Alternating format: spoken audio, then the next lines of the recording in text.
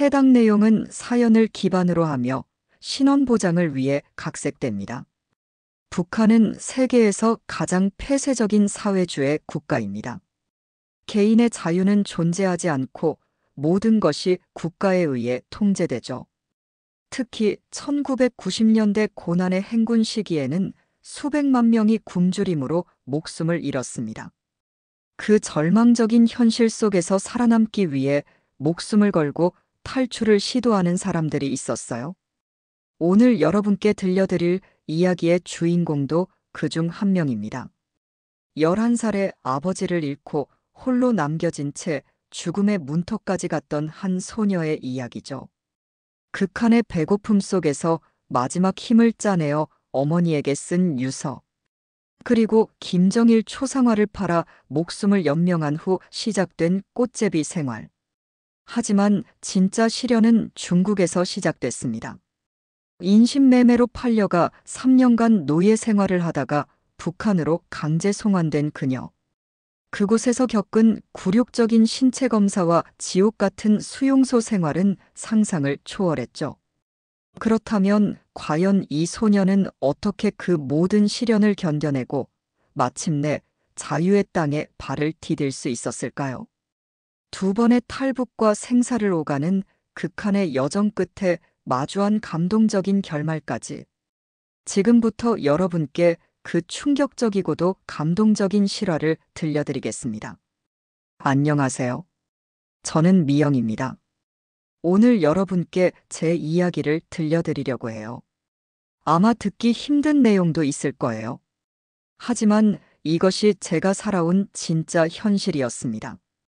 중국에서 3년을 살다가 북한으로 강제 송환됐을 때 저는 15살이었어요.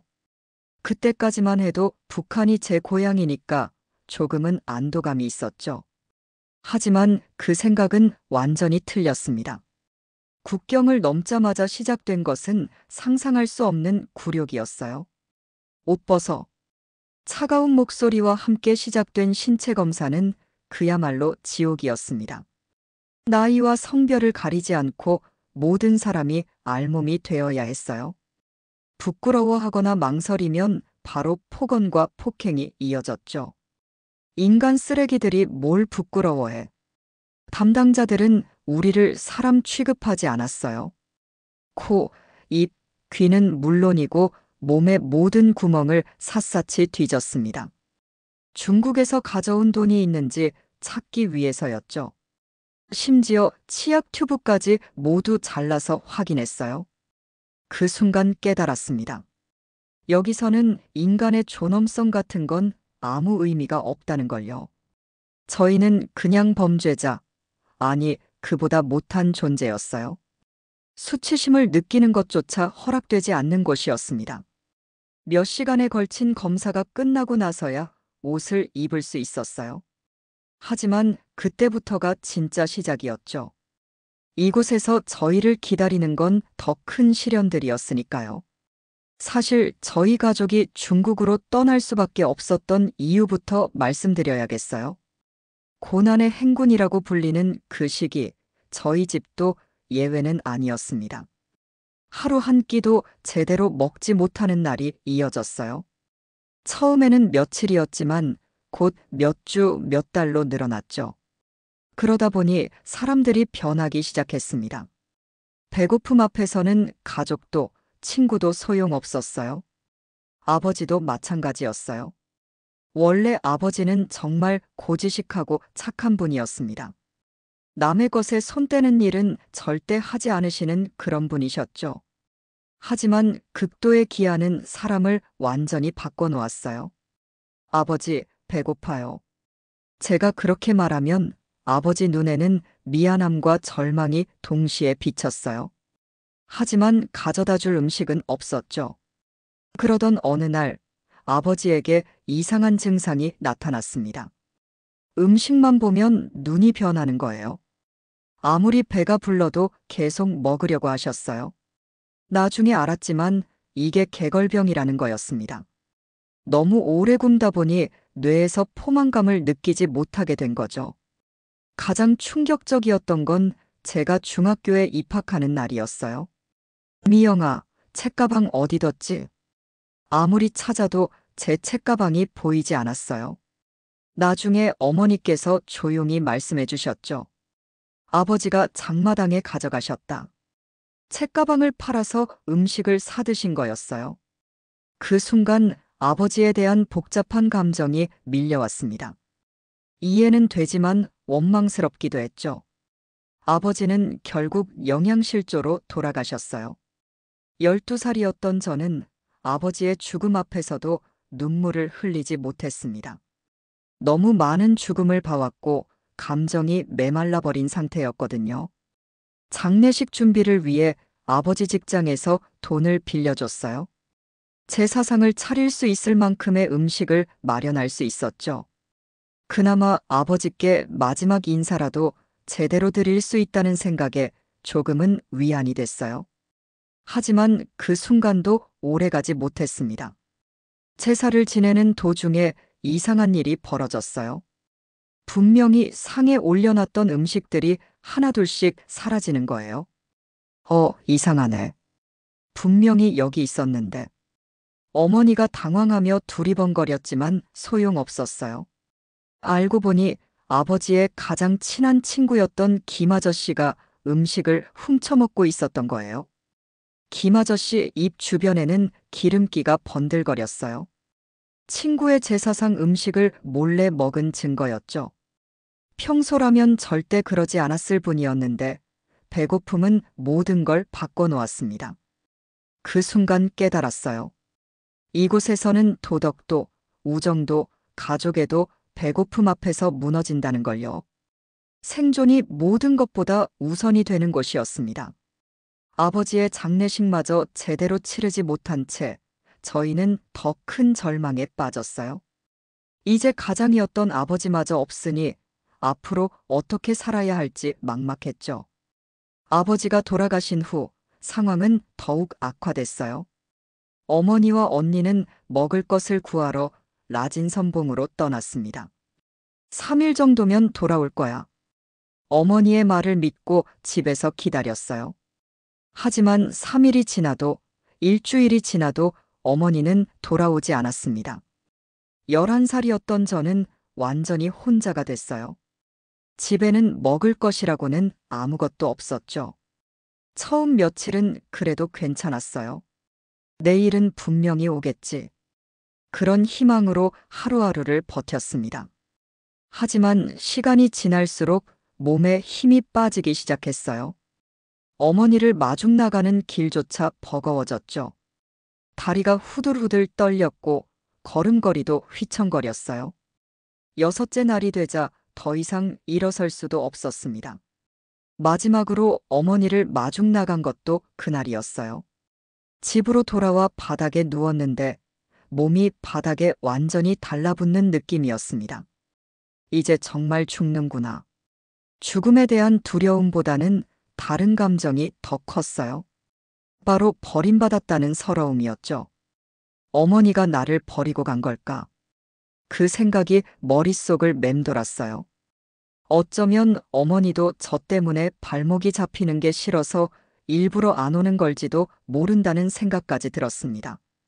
하지만 그래도 어머니가 돌아온다면 제가 얼마나 기다렸는지는 알아줬으면 좋겠다는 마음이 간절했어요. 그래서 마지막 힘을 짜내어 일어났습니다. 몸을 일으켜 세우는 것만으로도 온 힘이 다 빠졌어요. 하지만 어머니에게 꼭 전하고 싶은 말이 있었습니다. 죽기 전에 제 마음만은 전해드리고 싶었어요. 종이와 연필을 찾아서 글을 쓰기 시작했습니다. 어머니께라고 쓰는 순간부터 눈물이 흘러내렸어요. 손이 떨려서 글씨가 제대로 써지지도 않았죠. 어머니, 미영이에요. 어머니를 매일 기다렸어요. 왜 아직 안 오세요? 글을 쓰면서 눈물이 너무 많이 나서 종이가 젖었어요. 하지만 멈출 수 없었습니다. 어머니한테 버림받은 것 같아서 너무 슬퍼요. 곧 죽을 것 같아요. 그 말을 쓰고 나니 정말로 죽는다는 게 실감났어요. 하지만 무서우면서도 한편으로는 편안했어요. 이제 더 이상 배고프지도 아프지도 않을 테니까요. 어머니가 돌아오시면 미영이가 이렇게 기다렸다는 걸 알아주세요. 그리고 미영이는 어머니를 정말 사랑한다는 것도요. 마지막 문장을 쓰고 나서 연필을 놓았어요. 편지를 다 쓰고 나니 이상하게 마음이 조금 가라앉았습니다. 어머니가 보시든 못 보시든 제 마음만은 전할 수 있었으니까요. 그렇게 편지를 베개 밑에 넣고 눈을 감았어요. 이제 정말 끝이구나. 그런 생각과 함께 의식이 흐려졌습니다. 의식이 흐릿해져 가는 중에 누군가 문을 여는 소리가 들렸어요. 미영아. 어머니의 목소리였습니다. 꿈인 줄 알았는데 정말 어머니가 돌아오신 거예요. 어머니는 제 모습을 보고 깜짝 놀라셨어요. 뼈만 남은 제 모습이 얼마나 처참했는지 알 수 있었죠. 하지만 저는 그저 어머니가 돌아오셨다는 것만으로도 행복했습니다. 어머니가 베개 밑에서 제 편지를 발견하셨어요. 조용히 읽어보시더니 눈물을 흘리기 시작하셨죠. 그리고는 저를 꼭 안으시며 말씀하셨어요. 미영아, 미안해. 엄마가 너무 늦었지. 하지만 어머니의 손은 텅 비어 있었어요. 라진 선봉에서 아무것도 구하지 못하고 돌아오신 거였습니다. 미영아, 우리 같이 죽자. 어머니가 조용히 말씀하셨어요. 다른 사람이 들으면 절망적인 말이겠지만 저는 오히려 기뻤어요. 어머니가 저를 버린 게 아니었고 죽더라도 혼자가 아니었으니까요. 그렇게 어머니와 함께 누워서 죽음을 기다렸어요. 하지만 다음 날 점심쯤 어머니가 갑자기 벌떡 일어나셨습니다. 그리고는 벽에 걸린 김정일 초상화를 떼어내기 시작하셨어요. 어머니, 뭐 하세요? 이거 팔면 당장 먹을 건 살 수 있을 거야. 초상화의 액자만 떼어서 장마당으로 향하셨습니다. 정말 위험한 일이었어요. 하지만 자식을 살리기 위해서라면 어머니는 무엇이든 하실 분이었죠. 초상화를 판 덕분에 당장 먹을 것은 해결됐지만 더 큰 문제가 생겼어요. 집으로 돌아갈 수 없게 된 거죠. 초상화를 떼어낸 것이 발각되면 반역죄로 처벌받을 테니까요.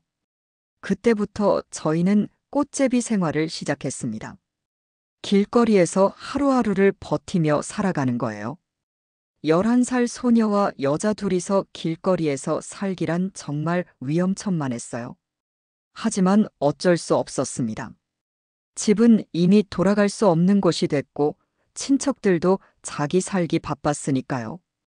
그렇게 1년 넘게 길거리를 전전했어요. 그러던 중 중국에서 먹고 살 수 있다는 소문을 들었습니다. 중국으로 가면 일자리도 있고 먹을 것도 구할 수 있대. 절망적인 상황에서 들은 희망적인 소식이었어요. 1999년 마침내 저희는 두만강을 건너기로 결심했습니다. 물론 잡히면 큰 처벌을 받는다는 걸 알고 있었어요. 하지만 이대로 있다가는 굶어 죽을 게 뻔했죠. 강을 건널 때는 정말 조마조마했어요. 국경경비대에 발각되면 그대로 끝이었으니까요. 다행히 어둠을 틈타서 무사히 중국 땅에 발을 디딜 수 있었습니다. 이제 살 수 있겠다. 중국 땅을 밟는 순간 그런 생각이 들었어요. 하지만 그것도 잠시였죠. 중국에서 저희를 기다리고 있는 건 또 다른 시련이었으니까요. 중국에 도착한 저희는 조선족 여성의 도움을 받게 됐어요. 친절하게 집에서 재워주고 음식도 주셨죠. 며칠만 있다가 좋은 곳으로 보내줄게. 그 말을 믿고 안심하고 있었는데 큰 착각이었습니다. 며칠 후 낯선 중국인 남성들이 나타났어요. 그리고 저희를 어디론가 데려가기 시작했죠. 그제서야 깨달았어요. 저희가 인신매매당한 거라는 걸요. 2천 위안에 팔렸다. 그들이 하는 말을 듣고 충격을 받았어요.